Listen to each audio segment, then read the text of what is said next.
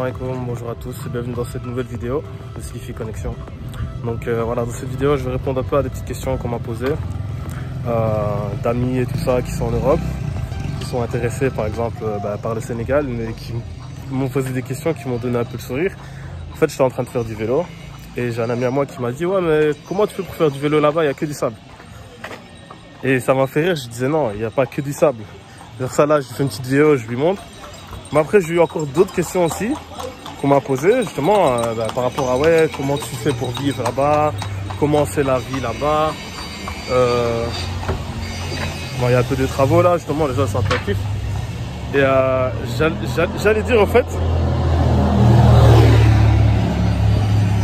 J'allais dire quoi en fait? Ouais, voilà, c'est que vous avez une image de l'Afrique qui est complètement erronée. Et ça, c'est dû à quoi? C'est dû au reportage. Comme ici, quand on parle avec les gens, ils ont une image de l'Europe, pareil, qui est complètement en décalé de ce qui se fait là-bas, quoi.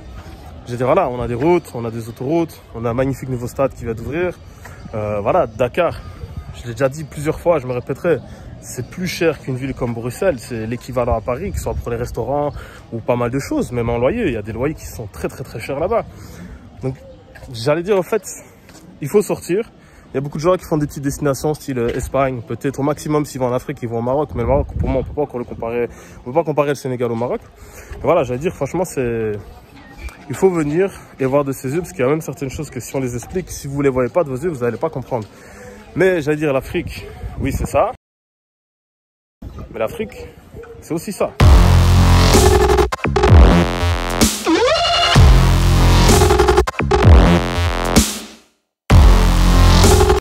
Voilà, je veux dire, vous pouvez vraiment trouver pour tout le monde, quoi. Voilà, petite scène de la vie quotidienne, par exemple, il y a des écoliers qui se font déposer par des charrettes. Moi, je trouve ça mignon. Mais voilà, ça, c'est le contraste de l'Afrique. Vous pouvez voir des personnes qui sont en charrette. Comme vous pouvez voir, des personnes qui roulent avec des gros 4x4, des 4x4 presque à 100 000 euros. Et voilà, on trouve de tout, encore une fois. À part que c'est vrai qu'ici, par exemple, au Sénégal, on voit vraiment la différence par contre avec une personne qui a des faibles revenus et une personne qui a des hauts revenus, parce que vous pouvez passer d'une grosse villa 3 étages avec piscine, air climatisé, tout ça, à une toute petite case qui n'est pas encore finie. Et voilà, où les gens ils ont vraiment très dur après 10 jours qu'ils ont touché la paye et ils doivent se débrouiller, quoi. Donc voilà, c'est comme ça, c'est le quotidien. Mais j'allais dire, c'est pas que les reportages. Faut pas croire que voilà, c'est UNICEF, les petits enfants qui ont besoin de conflits, qui n'ont pas mangé. Non, loin de là. Il y a pas mal de gens qui boulotent. Il y en a qui réussissent très bien, comme partout, et comme d'autres personnes où c'est compliqué. Sinon, la vie ici au quotidien, franchement, la vie elle est cool. Moi, je vais pas vous mentir, je la trouve plus calme, plus douce qu'en Europe. Après, comme je dis, moi, j'aime bien dire aussi la vérité, et on va pas vendre du rêve. La vie ici, elle peut être très vite très fatigante.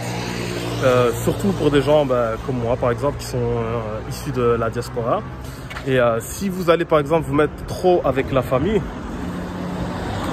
aussi quand vous arrivez, ça peut partir d'une bonne intention, hein. Vous voulez aider je sais pas moi, vos voisins ou des gens qui sont proches de vous. Pour moi, c'est une erreur à pas faire. C'est mieux d'aller aider des gens qui sont loin, comme ça on va pas venir tout le temps frapper ou quémander à votre porte, parce que sinon ça peut vite devenir très envahissant. Et voilà, on va dire, il faut connaître un peu le mode de fonctionnement ici, comment ça marche. Et à ce moment-là, comme je disais, franchement, ça peut être vraiment très cool. Mais sinon, comme je dis, ça peut être très fatigant aussi. J'aurais peut-être l'occasion d'en parler dans d'autres vidéos. Mais ici, la vidéo, c'était pas le but de parler de ça. Donc, j'ai pas envie d'aborder certains sujets. Voilà, j'allais dire, il y a le quotidien au Sénégal. Voilà, au Sénégal, si vous laissez votre porte ouverte, par exemple, vous pouvez vous retrouver avec le vendeur de poulet au milieu du salon. C'est pas une blague, franchement, qui est chez vous, quoi. Donc j'allais dire, voilà, ça, c'est pas des trucs que je pense que tout le monde arriverait déjà à gérer. Et voilà, ça peut même partir un peu dans tous les sens, parce que voilà, nous, c'est des trucs pour nous qui nous semblent anormaux. Tu rentres pas chez les gens comme ça. Même moi, là, c'est des trucs, par exemple, ici, qui se font, qui peuvent se faire. Par contre, voilà, je voulais dire aussi, j'ai des personnes plus âgées, la cinquantaine, qui me disaient aussi, ouais, voilà, comment, pourquoi c'est là-bas, comment vivre et tout. Des gens de la famille, des amis, un couple qui est assez jeune, qui à un moment qui réfléchissait avec le corona, justement. Il y a déjà des gens qui sont partis à cause du corona. Je connais un ami ici américain qui lui est venu et voilà, il en avait marre de la vie en Amérique. Il habite ici à Salé Djambar et voilà, elle est royale, quoi. Par exemple, là, je vais mettre un point d'honneur parce que j'ai vu aussi, comment dire, Voilà. Donc là, par exemple, je dois citer sur un point, parce que j'ai vu, par exemple, ce matin sur Facebook, des groupes autres, une personne qui voulait travailler, qui est d'origine française, et qui voulait faire taxi. Elle s'est fait limite, mais incendier. On a vu des commentaires qui étaient dégueulasses. Et j'allais dire, limite, les gens qui l'ont... Enfin non, c'est pas vrai. Des deux côtés, on va dire que soit des Sénégalais ou des expats, il y a des gens qui étaient vraiment horribles dans leurs commentaires, comme de l'autre côté, il y a des gens qui le défendaient. Mais moi, je vous le dis directement, venir de l'étranger en se disant je vais travailler au Sénégal en tant qu'employé ou autre, franchement c'est très compliqué. Ou vous avez des bons contacts, et où vous avez justement un bon diplôme, et avant de venir vous avez déjà une place pour aller travailler, je sais pas, dans des cabinets, dans le port à Dakar, à l'ONU, des bonnes places quoi.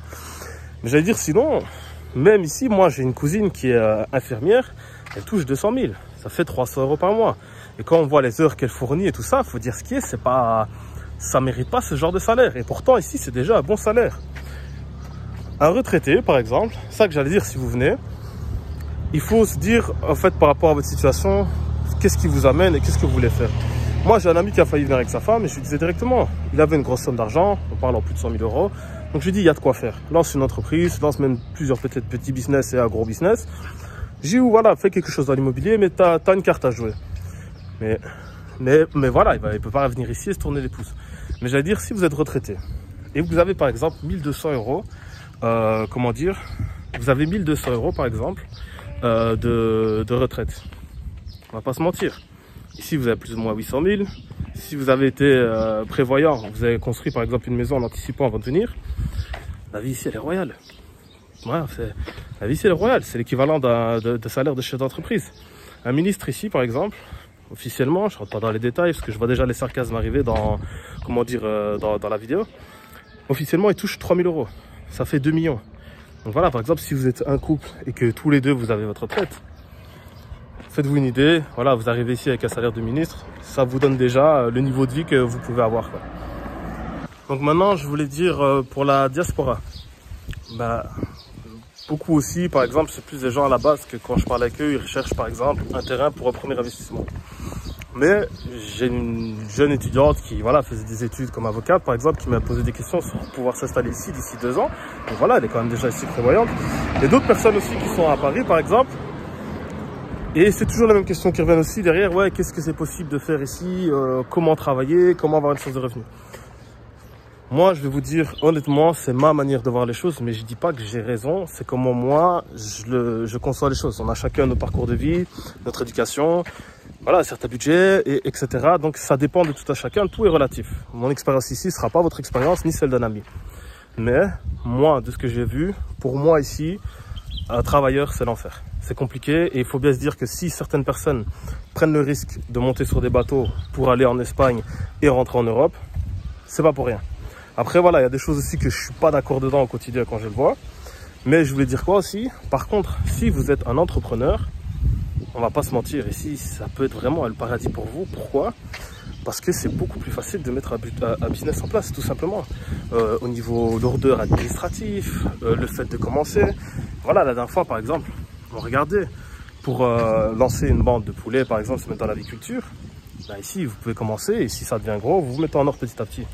Si vous étiez par exemple en Europe, il vous faudrait déjà des phytolicences, il faudrait que vous enregistrez, etc. Avant même d'avoir commencé à exploiter, ce serait très compliqué. Compliqué après, encore une fois, comme je disais, tout est relatif. Mais je veux dire, voilà, tous ces trucs-là ici par exemple, c'est beaucoup plus simple. Et ça peut aller très vite aussi. Ne réinventez pas la roue. Si vous voulez faire quelque chose, regardez ce qui se fait en Europe ou aux États-Unis et dans les autres pays d'Afrique, en Côte d'Ivoire, au Rwanda, etc. Et implantez-le ici, tout simplement. Si ça marche ailleurs, il n'y a pas de raison que ça ne marche pas ici. Bien sûr, il faut prendre en compte justement le niveau de vie des gens, etc. Faire votre étude de marché. Mais comme je disais, faut pas réinventer la roue.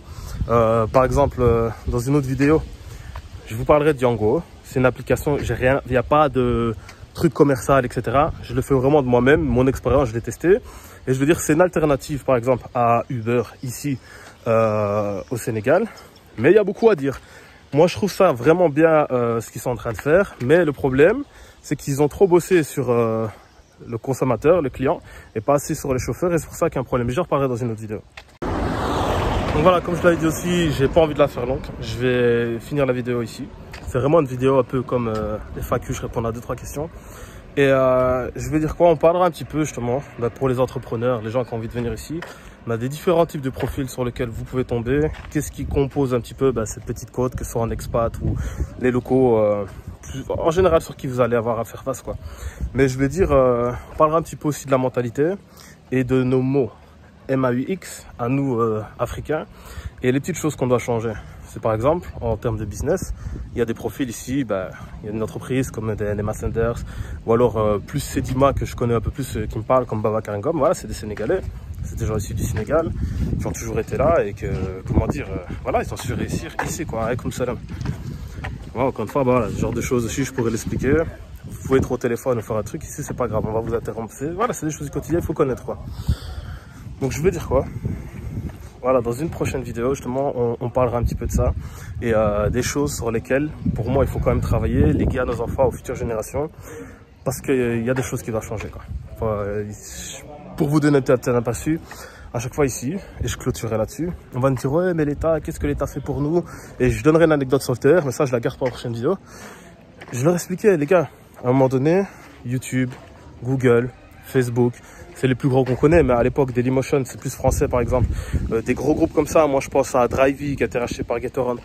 Toutes des initiatives et toutes des grosses boîtes comme ça qui pèsent des centaines de millions ou des milliards. C'est pas l'État qui l'a fait. C'est pas l'État qui l'a investi dedans. C'est pas l'État qui l'a mis en place. C'est des particuliers. Donc faut arrêter de croire que ça doit venir d'en haut et l'État et se dire qu'est-ce que moi je peux mettre en place, comment le trouver. Et une parole que j'avais bien aimée d'un chef politique assez connu, je n'ai pas envie de lui faire la pub, mais qui disait « C'est pas l'argent qui fait le projet, mais c'est le projet qui fait l'argent. » Et ça, c'est vrai. Donc voilà, c'était mon petit mot et tout. Je vous retrouve dans une prochaine vidéo. D'ici la semaine.